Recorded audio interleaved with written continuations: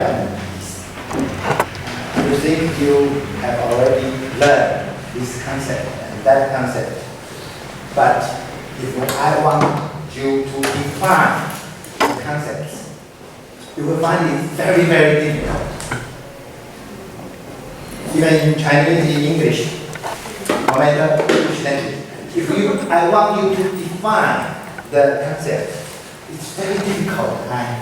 I just know what social structure, what social development is, but I cannot so clearly define them.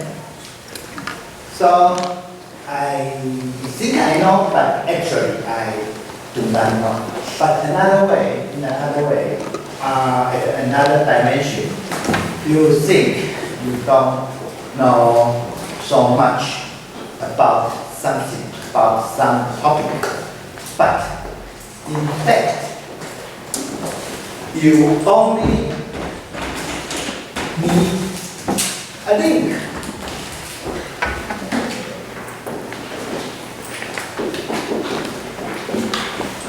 You only need a link.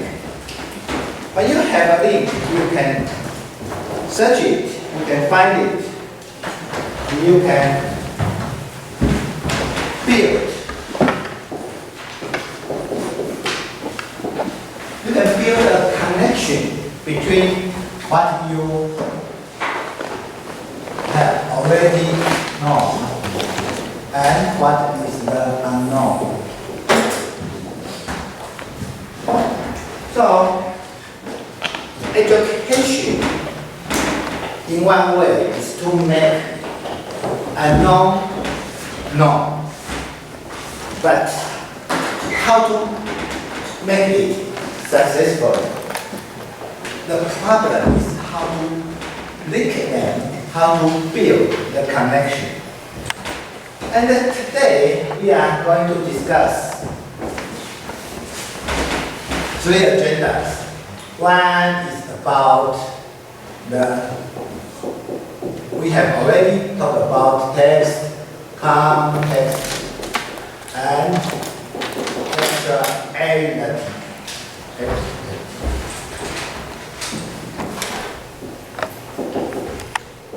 Context, analytic. Text and context Klingt is sounds in German. Okay? It sounds clear. I know what text, what context is. And in Chinese, usually translated as 文本 and 脉络, but it seems very difficult. It seems very difficult too. So in Chinese, we usually define it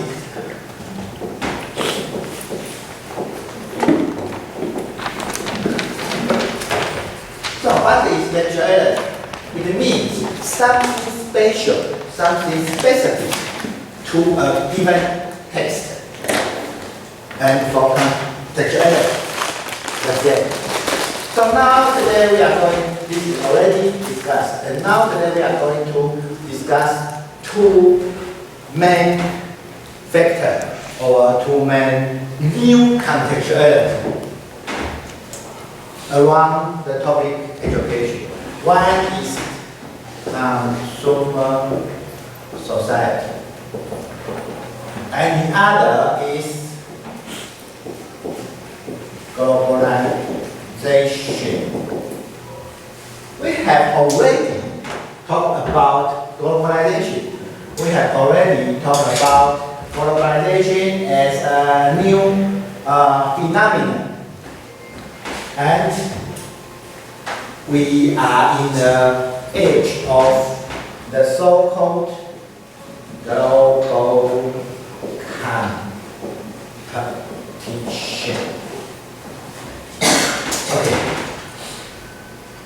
So the ability to compete with others is a new core concern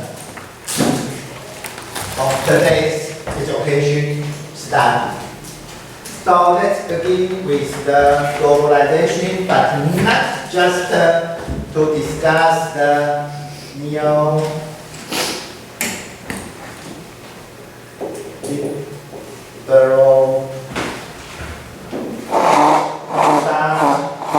and the crisis and so on. Remember what we talked about doxa?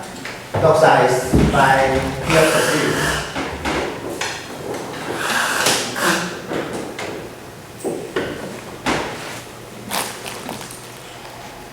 We know there are also dos. It means that this is in Chinese. And hetero.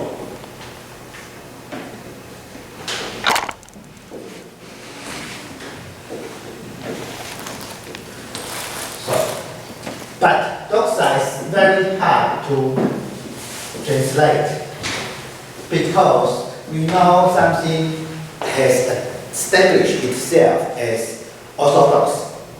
I am right and the others are wrong. Okay, that's orthodox. And the other want to prove them right. And they are struggle.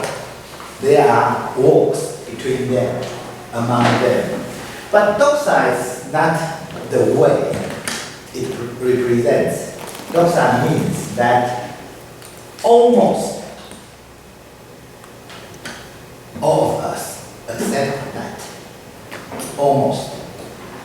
Not really everyone, but almost.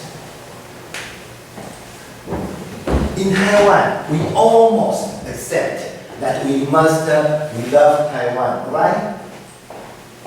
Just a few people think, yes, but. What is but?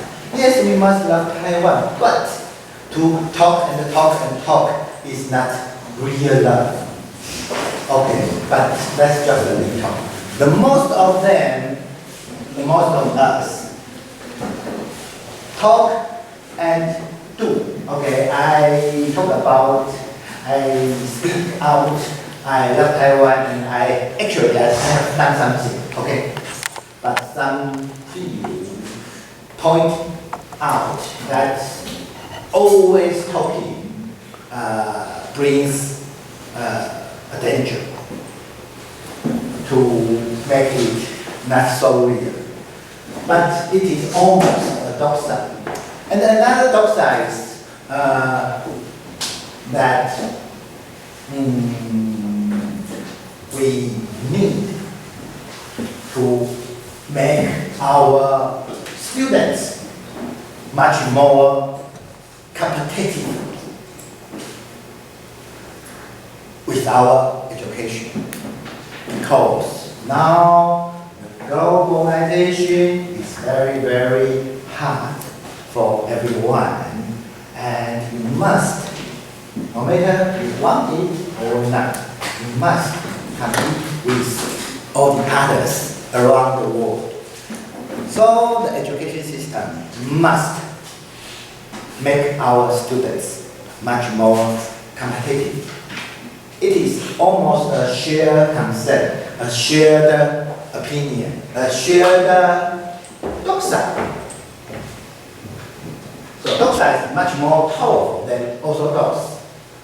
So neoliberal doxa in Taiwan means that we all accept that we need to strengthen the students' competitiveness.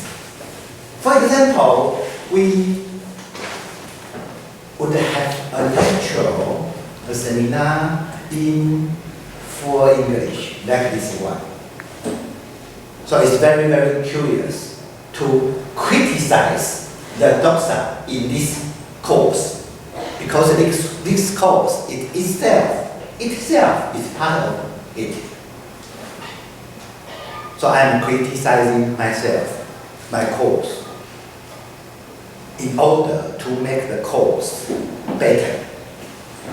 Do you realize what I'm talking about?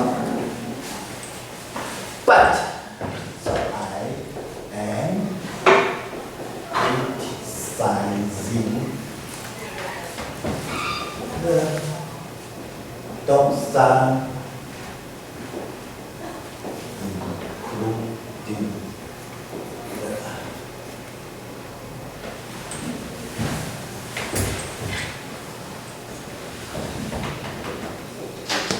for English course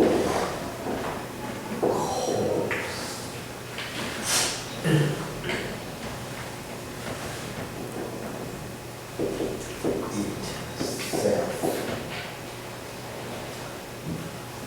to make the course better. It sounds paradox, but in another way, self-critic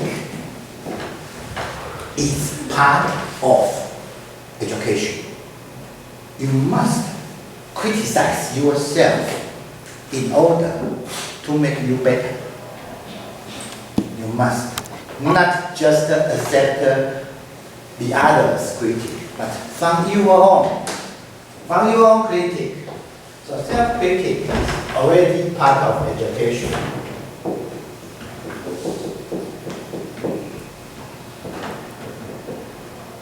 And also social science.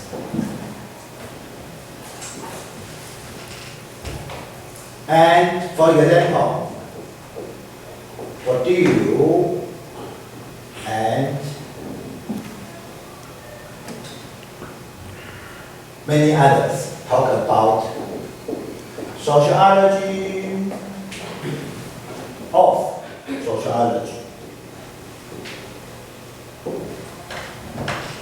Sociology want to criticize, point it out many dimensions. And sociology want to tell us, do you know really what you are doing? No, actually you don't. Let's not just hear me, but let's find out what you are really doing. And Bourdieu talk about sociology of sociology. Do the sociologists really know what they are doing? In fact, not really. So we must apply the method, the sociological method, to sociology itself to find out what are they really doing and what's the hidden agenda, what's the latent function, and so on. So this is about neoliberal doxa and about doxa and about all this. We have already discussed it. We have already discussed it. We have already discussed. We are a full English course. And what's new about today's globalization? We have talked about, for example, TED or Khan Academy. Perhaps I should show some facts.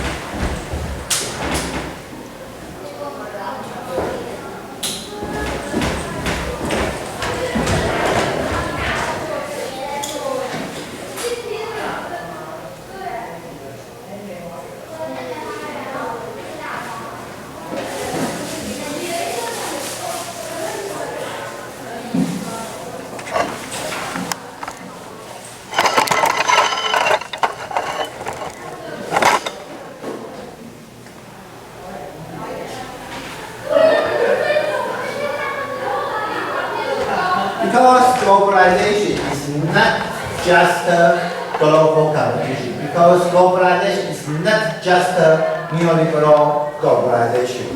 So we must learn much more about globalization.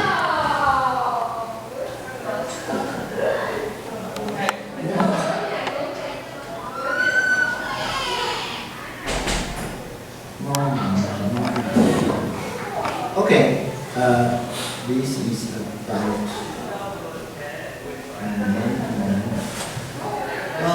where it is it.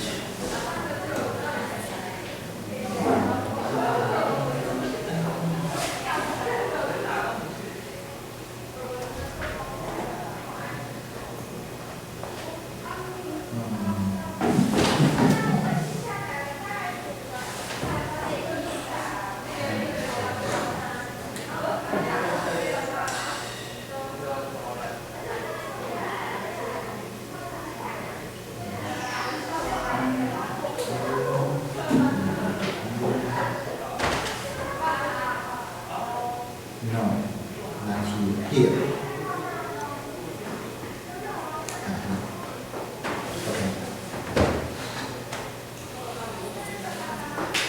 This is download from Khan Academy.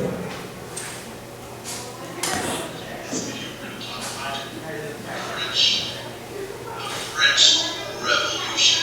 What makes this especially significant is that not only is this independence from a monarchy-controlled empire of American independence, this is an actual overthrowing of a monarchy that controls a major world power. So this is on some level, depending on how you view it, the American Revolution came first and kind of put out the principles of self-governance. Why do we need kings and all of that? But the French Revolution was the first time those kind of principles really flipped in Europe and really overthrew a monarchy. So just to understand kind of the environment in which this began, let's talk about what France was like in 1789, which most people kind of view as the beginning of the revolution. One, France was poor. France was poor. Now, you wouldn't think that France was poor if you looked at Louis XVI, who was king of France. If you looked at Louis XVI and the clothes he wore, or if you looked at Marie Antoinette, his wife, Antoinette. They don't look poor. They lived in the Palace of Versailles, which was ginormous. It's this massive palace, and compared to the greatest palaces in the world. They were living a lavish lifestyle. And in case you want to know what this is, now it's a suburb of Paris, but at the time it was a village 20 or 30 kilometers away from Paris. So they don't seem to be poor, but the actual government of France is poor. And when I say poor, they're in debt. They just had two major military adventures. One was the American Revolution. American Revolution. They played a major part in supporting the revolutionaries because they wanted to stick it to their enemy, Great Britain. They wanted their empire to be to shrink a little bit. So France sent significant military help and resources, and you can imagine that's not a cheap thing when you're doing it across the Atlantic. You all already learned about French Revolution in high school, and I think. And this Khan Academy, you can find thousands of courses in the website. And maybe next semester I will put some course, Taiwanese cinema, maybe to upload to Khan Academy. And this is designed for, I think, high school students. This is designed for high school students. So you can see there are pictures, there are, it seems like electric whiteboard writings, and there are the lectures spoken and recorded. And with the writings, you can follow the speech, and you can learn what he was talking about, how France was poor because they financed the American Revolution, and they sent their army there and so on to weaken their enemy, England. So your enemy's enemy is your friend, you know that, okay? Your enemy, England's enemy, America, is your friend. You must help your friend and so on. And 7 years war. The theater of the 7 years war. The 7 years war is the more general term. There was also a conflict going on. It went from being a national civilization. And after some minutes, you have this. The three estates, clergy, nobility, and everyone else. Actually, he was wrong. They are not everyone else. No. Many of the population,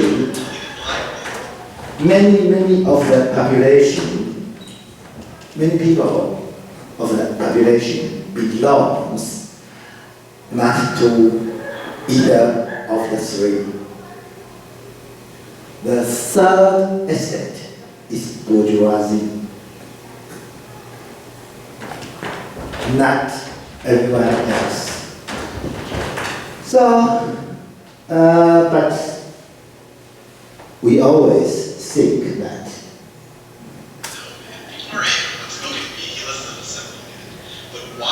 Okay, Bastille.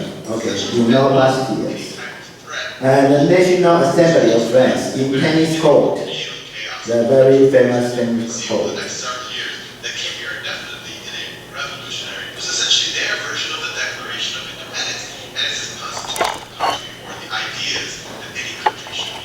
So they are not just one speech, but each speech is 70 or 80 minutes. And by cake is almost the same, 80 minutes. So it's a kind of presentation in new media form. But globalization is not just about the form. Globalization is about how the form or the content spreads. And or even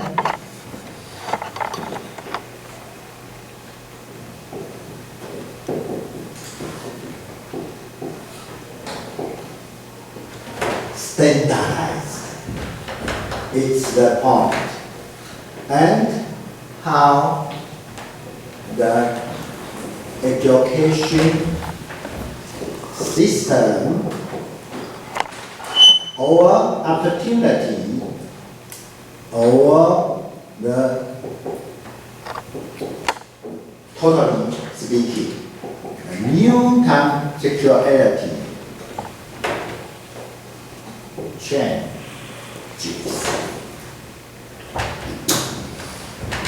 For example, with the online learning, many remote learning would be possible. Many students, they can learn many things at their home. And if going to school costs too much time, now it would be no more problem. You can stay at your home and you can choose when you want to study. So we have another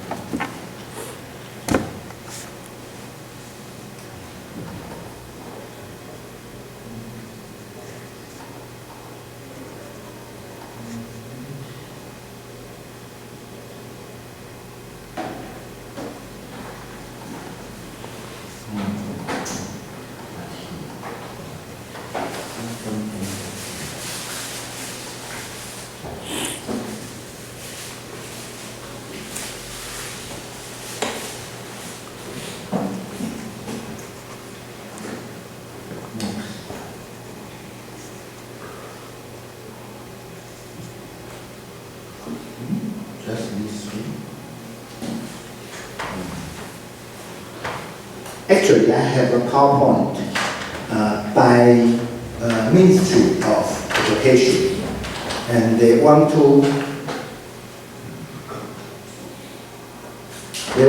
talk about the MOOCs, or the reverse education, inverted. And when we talk about tender education, head down, maybe. And what do we mean that? We are talking about that traditionally students learn in classroom and to make their own homework at home, to make the practices. So the new idea, as many other ideas on education, come from another country and have found supporters here. The new idea is that we do not teach the content in the classroom, but we recorded it as video, just as content. So everyone must find time to watch the video at first, and then we are together here in classroom, and we can discuss it, question and answers, inspiration and ideas, not just the content and content, but you have already learned the content because you have already, for example, watched the French Revolution video, and now we can discuss from the first minute. What do you think about French Revolution? If you have already seen the video. So the idea, think that it would be much more successful and much more ideal and much more innovative and inspiring. But the problem is, at first, not everyone has the equipment, has the time to watch video before the class. And second, even when you have the time, even when you have the equipment, you don't have the motivation. You are not motivated to watch it. You don't want to watch it. You have many things to do. If watching something, you would like to watch movies or dramas or fun YouTube videos posted by your friends, and you don't want to watch the videos. And so it is said by one famous scholar here in Taiwan, many of you have heard what he said at the conference. He said that the constructive mathematics was designed too easy for everyone. And this kind of learning was designed too difficult for everyone, for the average students. But back to our agenda, globalization. The new media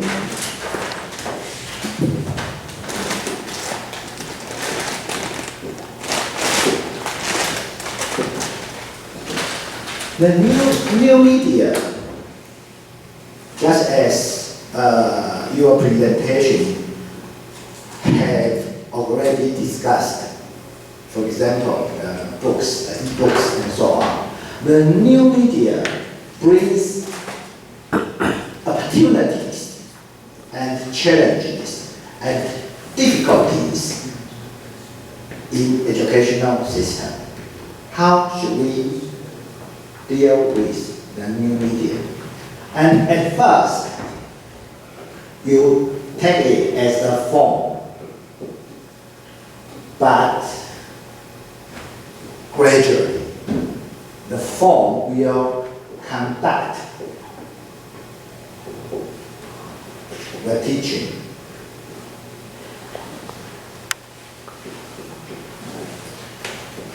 You are just the form to learn, but actually you will conduct the teaching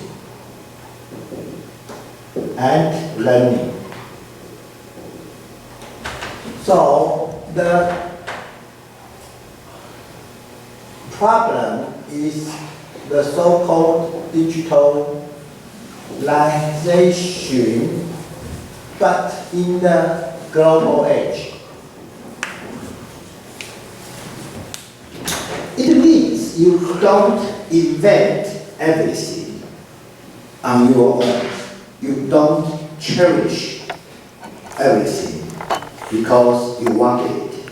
But most of all, you cherish, you apply them because you are in a globalization context. And you found there are many possibilities, many visions, many instruments to get you to use. You can easily find it.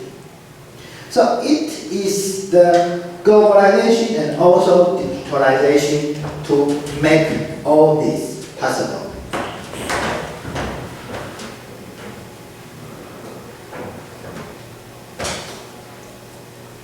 Moment. Think.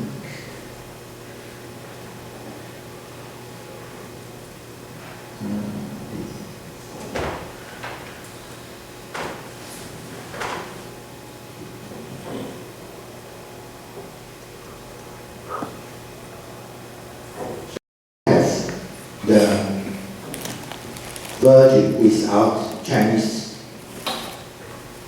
subtitle.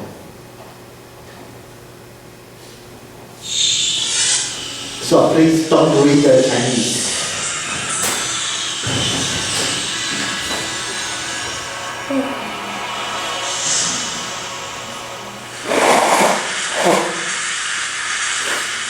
Sadly, in the next 18 minutes when I do, 4 Americans that are alive will be dead through the food that they eat. My name's Jamie Oliver, I'm 34 years old. I'm from Essex in England, and for the last 7 years I've worked fairly tirelessly to save lives in my own way. I'm not a doctor, I'm a chef, I don't have expensive equipment or medicine, I use information, education. I profoundly believe that the power of food has a primal place in our homes that binds us to the best bits of life. We have an awful reality right now. America, you're at the top of your game. This is one of the most unhealthy countries in the world. Can I please just see a raise of hands for how many of you have children in this room today? Please put your hands up. Aunties, uncles, you can continue to put your hands up. Aunties and uncles as well? Most of you. Okay. We, the adults of the last 4 generations, have blessed our children with the destiny of a shorter lifespan than their own parents.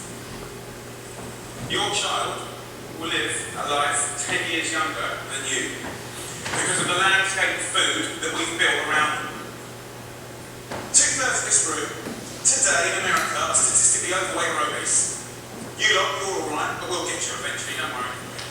Right?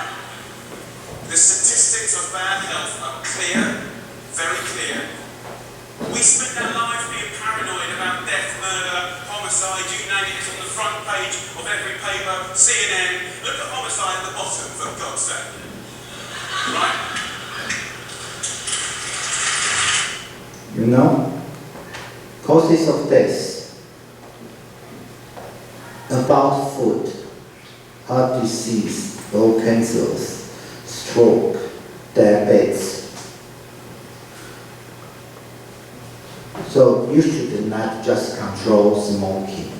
You should try to control how much sugar and fat you are eating. That's the point by Jamie Oliver. Jamie Oliver is a very, very famous, almost the most famous English cook in the world.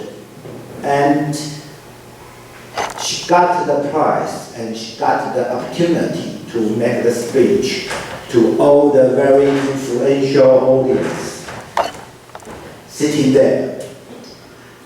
So it's a way to spread your idea. Have you remember here, ideas was spreading, okay. It's a new way to spread your idea. So what's the point about new media and education? In the educational system,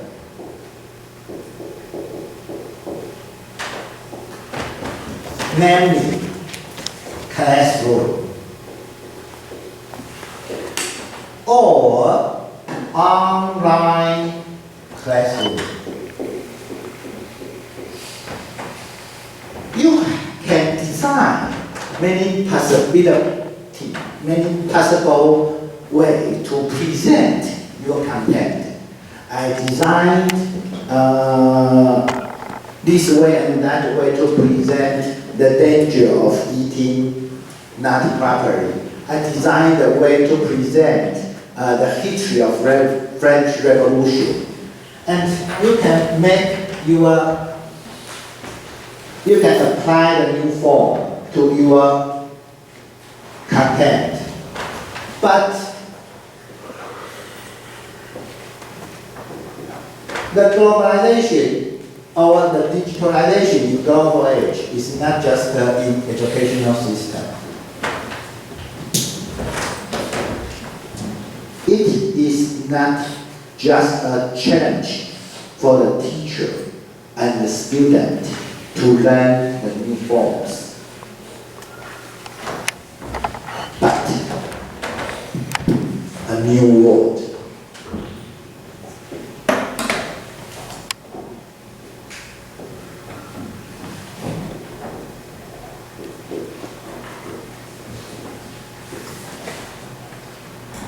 So we are now living in a connectedness or interconnectedness.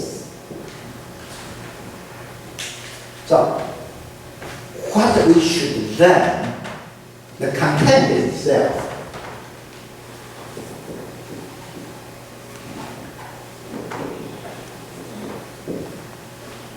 the content itself should be emphasized. So, at first, about globalization, and second, about the new media itself.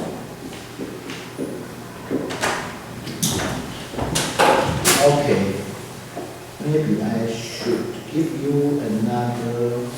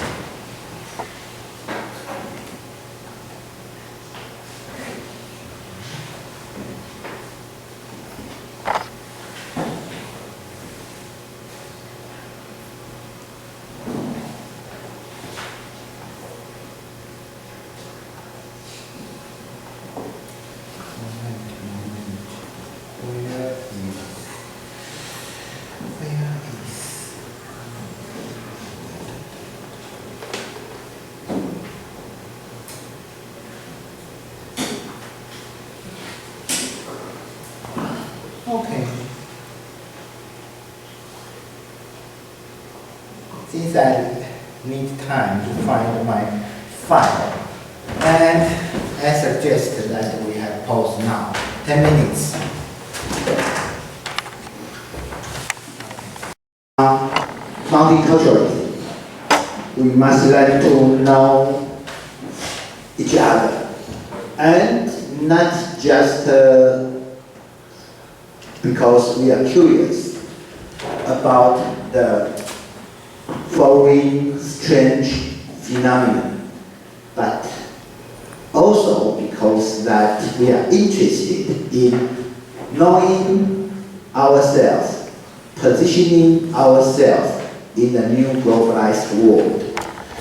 So, about globalization, it's a challenge how to teach the children globalization. And we have the so-called global connection in our agenda in the 9-year compulsory schema in Chinese, 全球观点. Not globalization, but global connection. And it signified many aspects of what we are talking about. And we have also a very, very interesting thing called international education.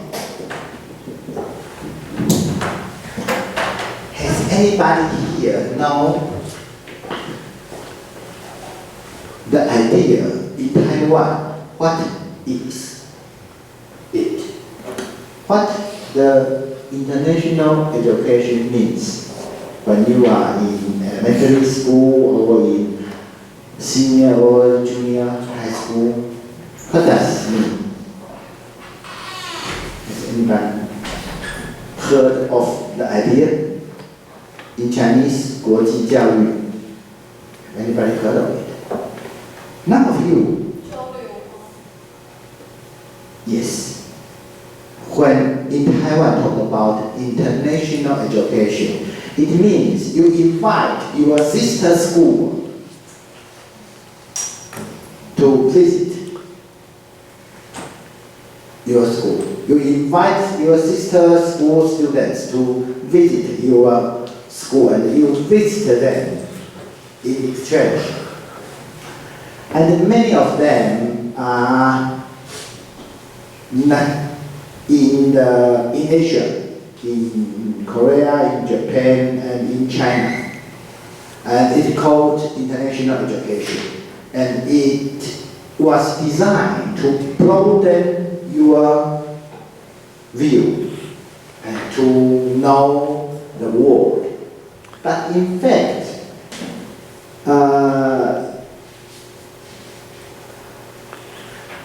how could you learn much more from the exchange program? And many Taiwanese students do not have the chance to visit abroad. And even you are in another country, are you really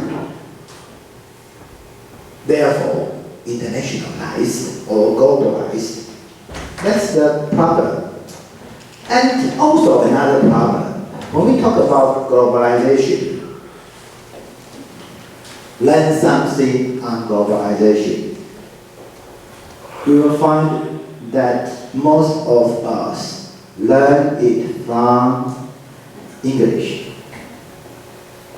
But the world is not full of just English. There are many other languages, and therefore many other perspectives, many other different viewpoints.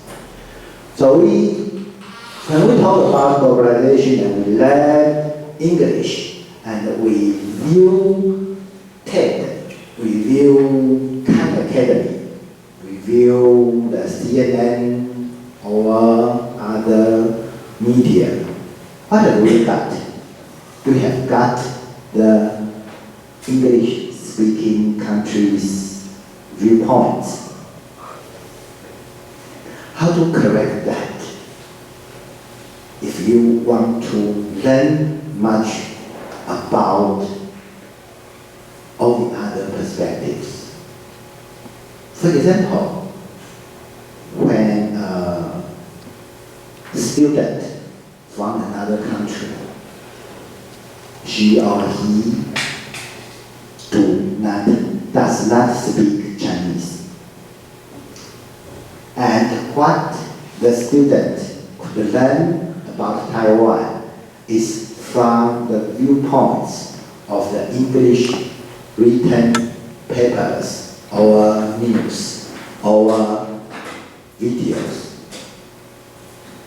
But the students wants to learn the Taiwanese own perspective. How could the student in a far, far away country with internet to find what the Taiwanese think? There are many possible ways. For example, to have a new friend, a new Taiwanese friend in Taiwan, discuss with a friend in Line or Facebook, and you got the Taiwanese viewpoints. Is there another way? Yes, a very, very practical and easy way. You can learn from the English websites of Taiwan, of Taiwanese government, of Taiwanese NGO, of Taiwanese individual, of Taiwanese university. There are many possible English websites. They are written in English, but they are written by Taiwanese. They are not written by the English-speaking natives. So if you read the Taiwanese English paper, if you heard the Taiwanese English radio, if you read the Taiwanese government's English websites, or many Taiwanese professors' English paper, you can learn just a little, but in fact, actually, the real Taiwanese viewpoints. In the same way, you can find, for example,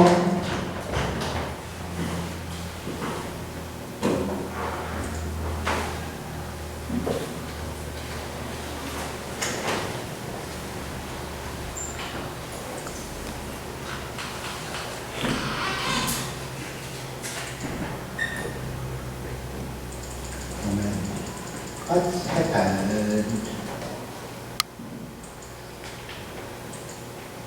Okay.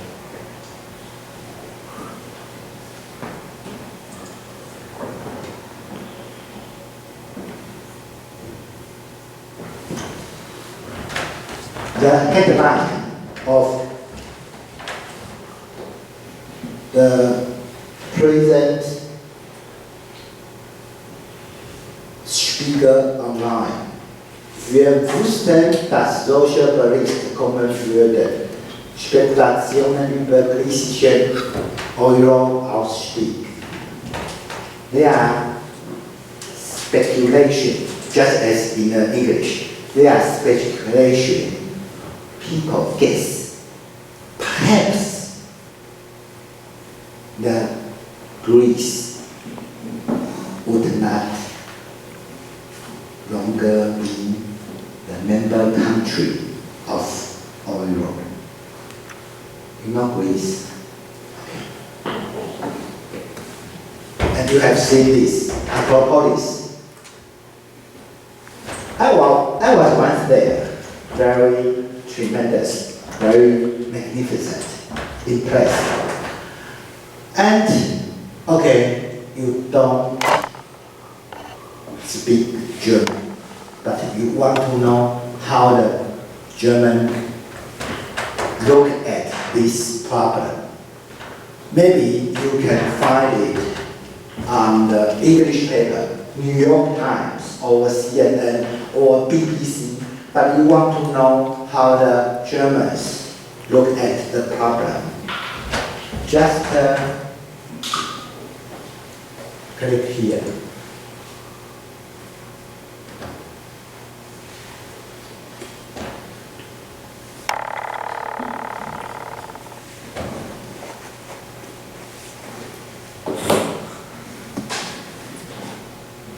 They are all written in English.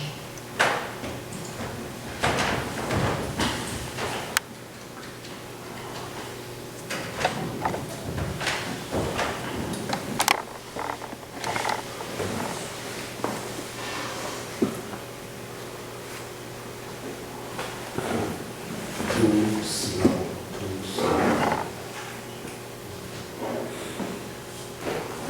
Doesn't happen. Okay, this is it.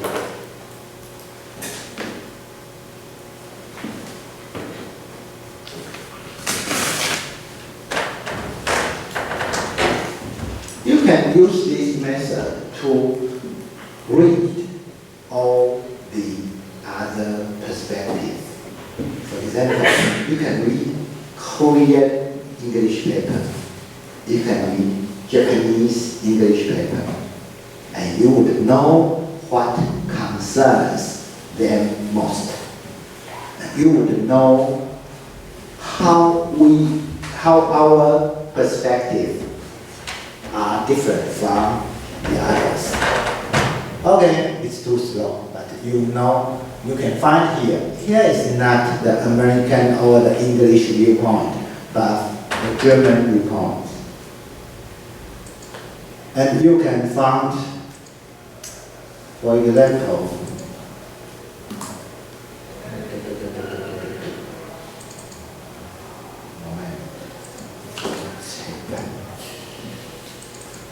I need another.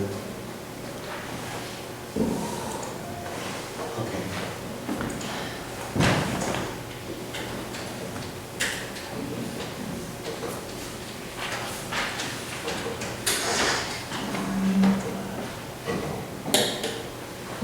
Here.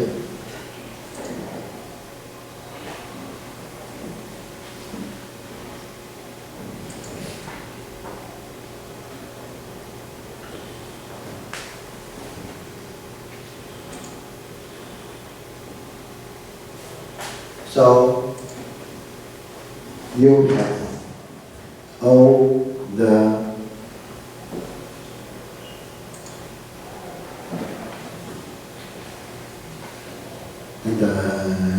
it's all the information written in English by our Ministry of Education.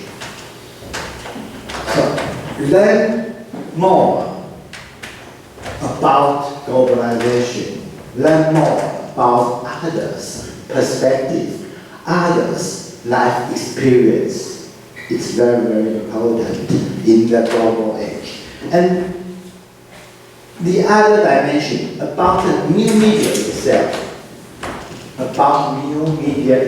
For example, I would like to show, but I did not find it. Maybe I stole it I saved it in my another USB stick. The selfie phenomenon. All of us, I believe, all of us makes selfie. Maybe every day or once a week. Nobody is selfie. The Word of Year 2013 by Oxford Dictionaries. The Oxford Dictionaries elect the word selfie.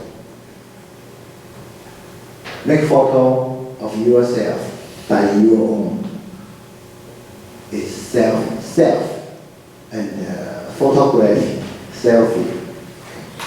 The selfie phenomenon, and about the online media content, and about the digital media content, and about how to live in a medialized world.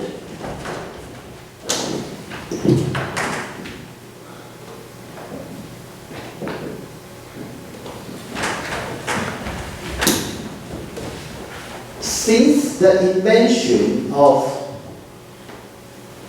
television, at least, we are already living in a medialized world.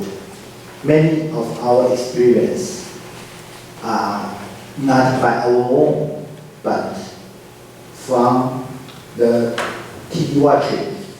You don't go to the baseball games. You watch it on the television, and you have the experience. But in the digital and the globalized world, we know that the experience and the content changes very rapidly. So it occurs that the education is very, very slow to cope with the phenomenon.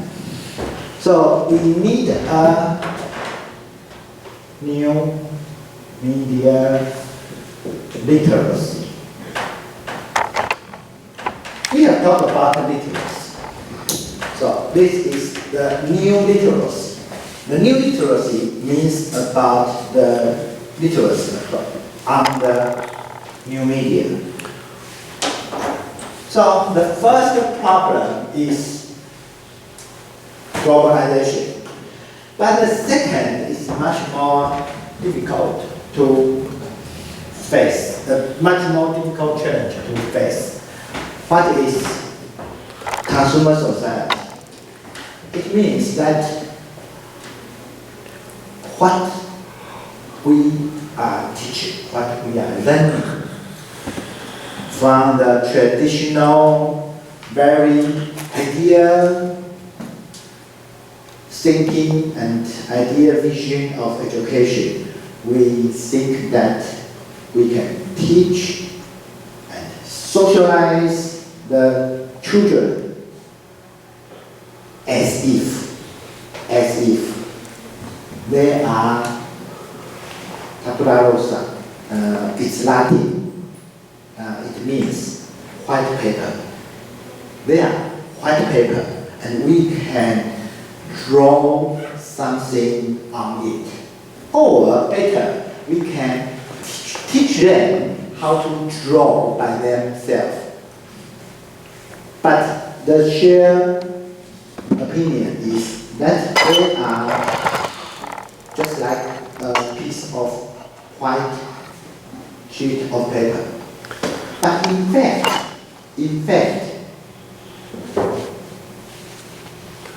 with the help of media, in earlier ages, for example, with the help of newspaper, with the help of television, the teachers must face the challenge of the students. They would tell the teachers that I have already known that because on the television, because on the newspaper, but such kinds of challenge is not so difficult to face as in the digital age. For example, 30 years ago in Taiwan, there are just 3 television stations. There are just 3 or 4 major newspapers. So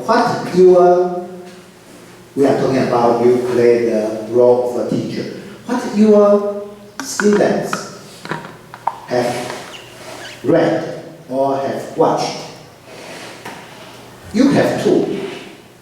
You know that too. So you can discuss with them if they are not longer white paper. They are drawn with something. Okay, you can discuss with them, and you can use the material to be your teaching material. It's okay. But nowadays, in the rapidly transporting digital new media, especially social media, I doubt that any teacher would have the capacity to know what the students have learned from internet. That's the problem, because internet do not teach you very well. In fact, you can learn very well if you know the method, but if you, without any method, it is hard to teach, to be taught a very practical. So, about the consumer society, many of the information in internet, in news media, in entertainment media, in new media, or in social media, they are not really free of charge. You might say, you might protest, yes, it is charged. I don't have to pay any cents for it. But at first, you have to read the advertising. You have to watch the advertising. And secondly, many advertising, many content design was made for the purpose to sell you something. It is not aimed to teach you. It is aimed to sell you goods and service. So that's the problem. And someone would argue that the education, the original, traditional content of education, the humanities, the science, education itself is also good. It's also something to buy, something to sell. But it is only part truth, not the whole truth. When you talk about it is a commodity, in Chinese, something, it is a very, very special commodity. It is not just as any other form of commodity, because it changes your mind, it changes your thinking, it brings you visions and inspirations, and it makes you to know and identify yourself. So, education has something different from other commodities. But in a consumer society, we treat education as commodity, and we are eager to bring more cultural capital with one and not the best way to accumulate the children's cultural capital. You know how to accumulate the children's cultural capital. The best way is the parent and the teacher do the same thing as they ask the children. You want them to read more, to learn more, then read together. You are not just order them to obey the rules and to read and to study, but you must study together, you must read together. That's the most successful way, but it costs much time. And many parents and many teachers do not, especially parents, do not have the time. So they use the agents. You know socializing agents, the idea of socializing agents. Okay, everyone has to be socialized. So parents peer group, news media, teacher, they are all socializing agents. So when we talk about the educational system, teachers facing the challenge from news media or the digitalized new media, okay, they are compete with each other. Both of them are socializing agents.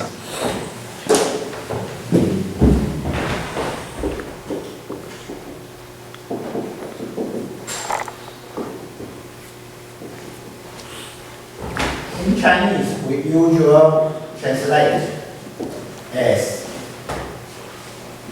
in this form. And now, parents, they are, but what's your client if you are an agent? It's a very curious translation. It seems like you are representative of the society. You are representative of the society to teach your own child. It sounds a little paradoxical. But now, parents and their parenting, or teacher, their teaching,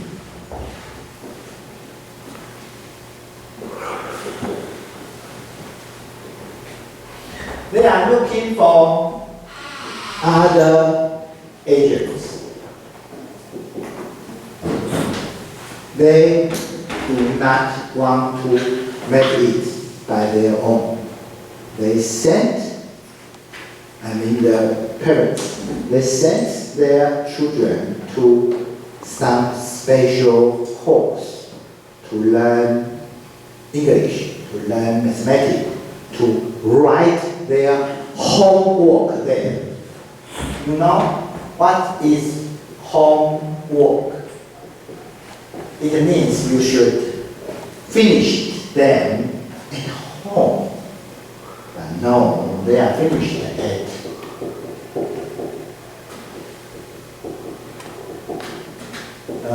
I don't think there is proper translation for this kind of private school. Many and more homework are not finished at home, but at this kind of school. And I have heard once a mother was so happy and so proud to share with me with her vision. She told me that it's so wonderful that in such school all homework was finished, and she has just only to play the role of a happy mother. She would never be the horrible mother to tell the child, write your homework, write your homework, write your homework. She has no such difficulty in doing that because other agents have done that for her. We all know that many of the parents, they really work very hard and they earn so little, and they really don't have time. They work very hard. They really don't have time to be with children when they're writing homework, when they're reading at home. But there are also some of the parents, they do have the time, but they think it's so difficult. I don't really know everything, and others could do it better than I. And they forgot that the problem is not the teachers in school knows better than you. The problem is you are the parent. And just being together, just in company with the children, it makes great difference. You don't know the answer? That's not the problem. You can find the answer book in the bookstore. But at first, you can try as hard as your child together, and then find the answer together, and to correct your wrong answer together. That's the point. And I have heard that one very, very extreme case. You know CloudGate? You know CloudGate. Nobody in this classroom would have no idea of it. You know it. CloudGate. What is it in Chinese? CloudGate. C-L-O-U-D-G-A-T-E. CloudGate. What is it? You really do not do it? Number. What is cloud? What is gate? Yes. They have the classroom for the children to learn, not to dance, but to learn how to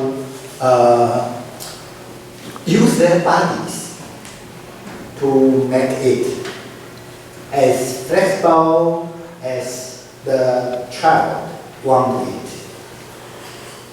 And some hours in the course, CloudGate asks the parents to be with the children. They must be together. And I have heard that in some classrooms, there are no parents but grandparents. Okay, Opa and Oma, Grandpa and Grandma is also parents, grandparents. But the extreme cases, there are no Papa and Mama, Grandma and Grandpa. They are just the housemaid to be in a company with the child. It's very, very, very difficult to judge the situation. Maybe the parents do not have time. But you know, no matter how fine you design a course, you must practice it. You must be with the teacher, be with the child, be with the parents. Everyone must be together to learn something. So, talk about this kind of class school in consumer society means both. Okay, here is both. About globalization, you must learn much more about globalization. You must learn more about the new media itself, the new literacy. And here, by consumer society, you must know that education is not just a commodity.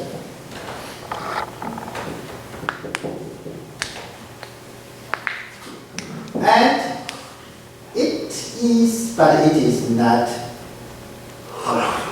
It's difficult. It is not as others. It is not commodity as others. And second, you must educate what the consumer society with you. When the children want to buy this one and that one, and you must tell them, why should you not buy that? And for example, there are one case reported by La Pei Jiang. She told us in her speech that in her study, how the working class, how to translate it, the difficulties of the working class parenting. Okay. So the parenting is, they don't have enough money, and when the child asks for something expensive, and the mother take it as an opportunity to teach the child that it is so expensive that your father and I have to work very hard to feed ourselves, so we don't have the money. But if you study very hard, someday you will earn much more than us, and you can buy the thing you want. So as a motivation, La Pei Jiang has reported the case as a motivation to tell the children. But another way, nowadays in elementary school is very, very common in teaching activities to tell them what you want and what you need is different. So you should buy those you need, but instead of what you want. But I don't think it's a very, very useful way to teach children just buy what you need. Because, for example, you need a sports shoe. Okay, you need. Why not Nike's? Needs the fashion form. Cost $5,000 NT. Why not? It's very, very useful. With the most modern technology. Why not? I need that. So there are some difficulties to define the needed and the wanted. But you should, the teacher and older, is a parent, should understand that we are living in a consumer society. Consumption is not a sin, S-I-N. It's not a sin. It's not bad. But how to consume smarter is the question. So we always live on the commodities we bought. But we also sometimes we build our identity on what we bought. Just as you are reading a novel, and the author described this person wears Uniqlo.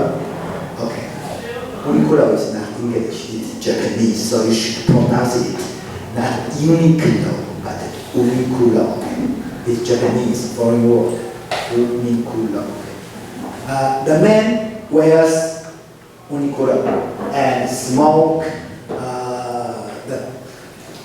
the cheap brand of cigarettes, and he listened to this and that radio stations, and he usually posts his selfie on his Facebook, but without background, because many of his friends usually post the very beautiful background in the foreign tourist sites, but he doesn't have the money to make the trip to have this kind of photo. So he make his selfie just his face and make the background very clear and so on. You describe what he consumes.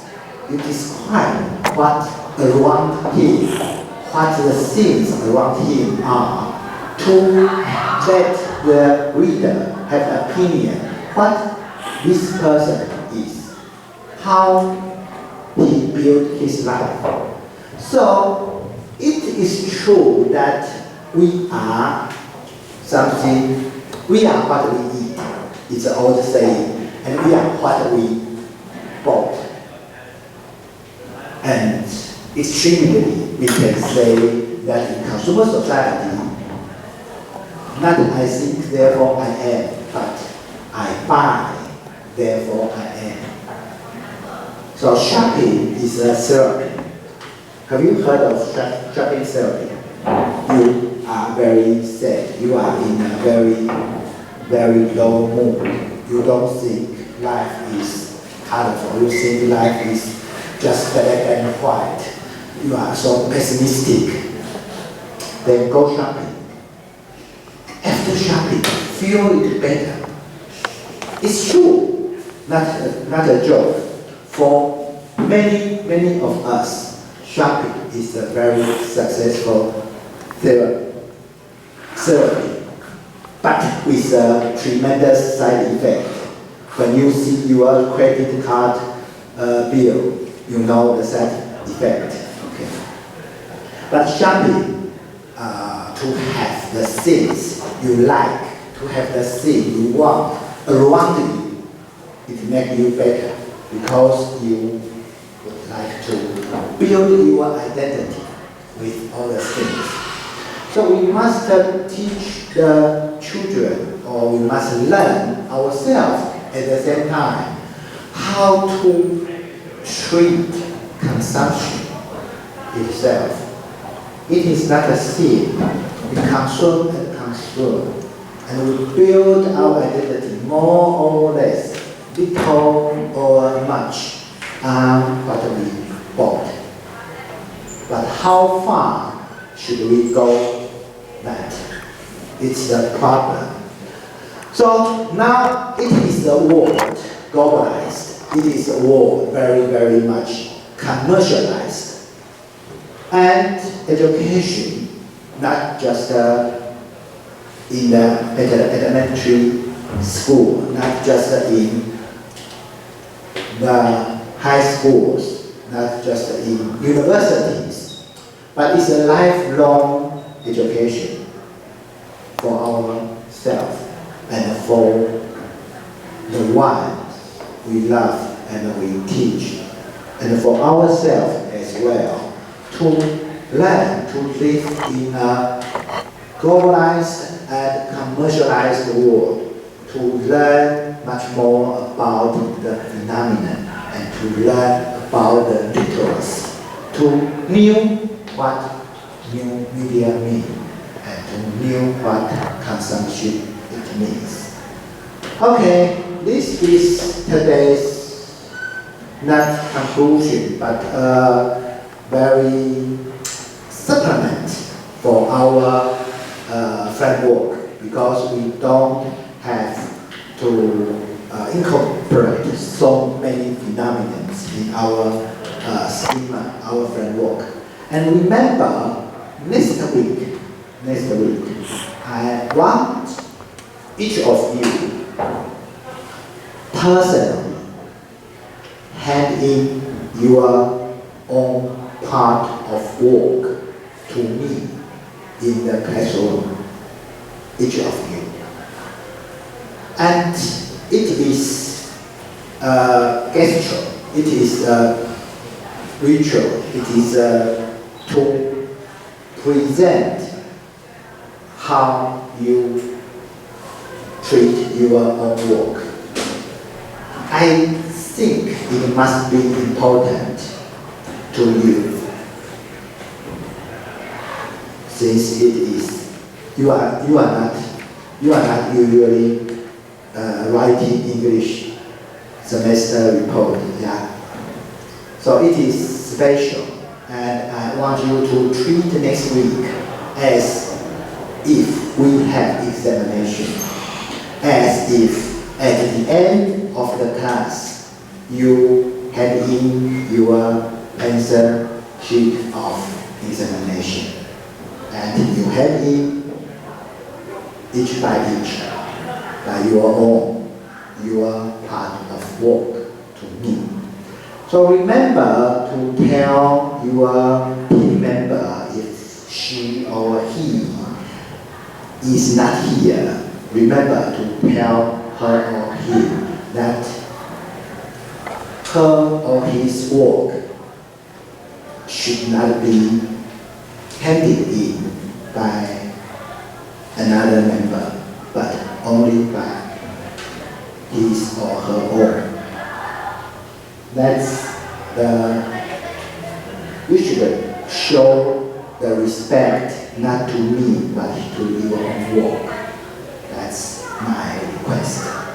And next week we should discuss something I have found yesterday. And I have collected the English and Chinese materials. So next week we can freely speak it. When you want to speak Chinese, okay, let it go. Frozen, let it go, let it go. No problem. Okay, and if you want to how to speak it in English or even in German, you can ask me. Okay, no problem. But en français, c'est très difficile pour moi. It's much difficult for me if you want me to teach you. And I have made this, but we don't have time, and it is Chinese. Okay, maybe next week.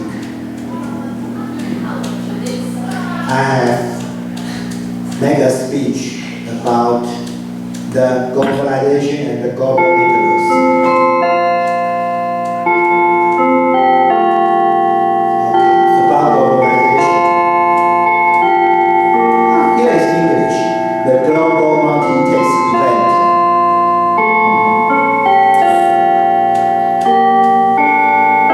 This is very interesting. This glass slipper gold standard. You know the story. The story is not the glass shoe. You know the glass shoe. Okay, Cinderella. It began in China. This was a Chinese fairy story. And it traveled all around the world. All around the world.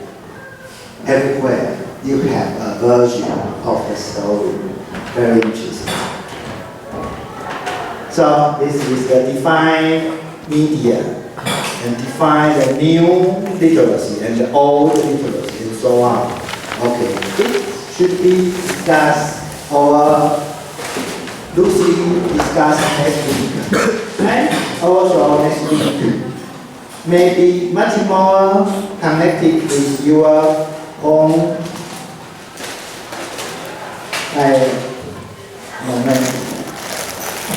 situation.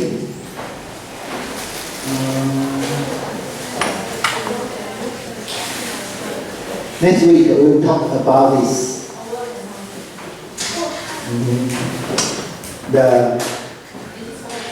What can the United States learn from here?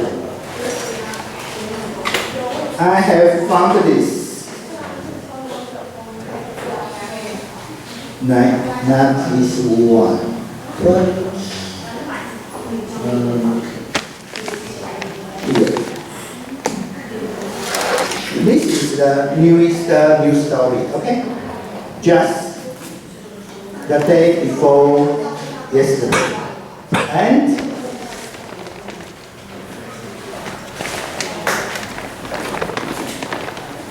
I have found the original English text of it. Here is the original text. With job scarce, South Korean students linger on campus. I don't want graduate. I don't want graduate. Okay. Sir, please give me just 59. I want to stay in campus. You realize that? 好了，这是下课比较中。下礼拜我们来聊这个问题。啊，你可以看看英文，看看中文，这样子这是前天的。原来的路透社是1月1号，中文给它报1月3号，就是因为找不到工作的南韩的大学生就开始延毕这样子，就在学校里面继续混一混这样，因为有学生身份的时候，这个也有优待，那个也有优待这样子，是这个也读，是那个也读这样，就继续维持学生身份。就这个报道，这个报道里面还会提到南韩的那个这里，下一个我们来讲，你可以注意到这个。24到34岁有大学学位比例里面，它是2/3，远远超过 OECD 的平均值。2/3的年轻人，就是我们定位为25到34，毕业以后10年之内的，25到34的年轻人有2/3拥有大学学位、大学文凭，这个远远超出 OECD， 就是经济合作组织的会员国。像美国啦、墨西哥啦、加拿大、欧洲这些强国啦，全部都是 OECD 的会员国。台湾当然不是，台湾到哪里都不是会员国，不要忘记。那个在这里的话，就是平均值只有40，像德国的话是低于40，德国只有30。意大利不能比，意大利只有2成，我意大利是在升高中，法国差不多4成，美国差不多4成，可是韩国有6成。台湾的统计数字没有那么清楚的去切那个区间，不过韩国比我们要爆炸的更快一点。好，我们下个礼拜来东聊西聊，我们要带那个吃的啊、喝的啊，然后记得要带你们的学习的报告，每一个人亲自交给我，在吃吃喝喝聊天完了以后的11点50分的时候，开始一份一份的交到我的手上，然后就结束了非常辛苦的这个学期，谢谢大家。